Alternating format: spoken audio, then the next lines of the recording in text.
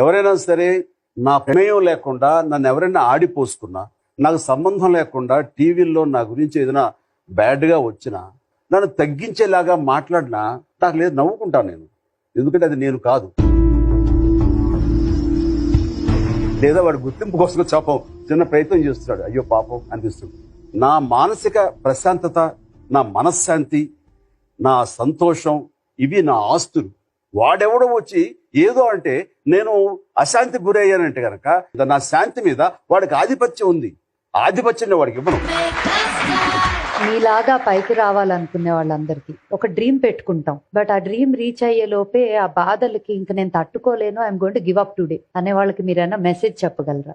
ఒక నున్నటి ధ్వజస్తంభం ఉందండి. చాలా కప్పలు వాటిని మీద ఎగబాకాలని చూస్తున్నాయి. అక్కడ ఏం జరుగుతుందిరా అని అడిగాడు. కప్పలన్నీ ఈ స్తంభం ఎక్కుతున్నాయి, నున్నగా ఉన్న స్తంభం, పైగా దాని మీద ఆయిల్ పూసారంట, అవి ఎక్కుతున్నాయి. పిచ్చి మొహాలు అవి ఎక్కడ 2 అడుగులు వేయగానే జారి పడతాయి చూడు అనగానే అవి విన్న కప్పలు కొన్ని అలా ఎక్కి నిజంగా పడిపోయింది.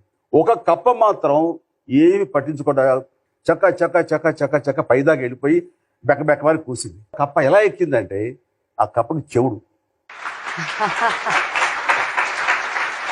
అలాగా చెవిటి కప్పల్లాగా తమ ధ్యేయం వైపు వెళ్లే ప్రతి ఒక్కళ్ళు సక్సెస్ఫుల్ పర్సన్స్ అవుతారు.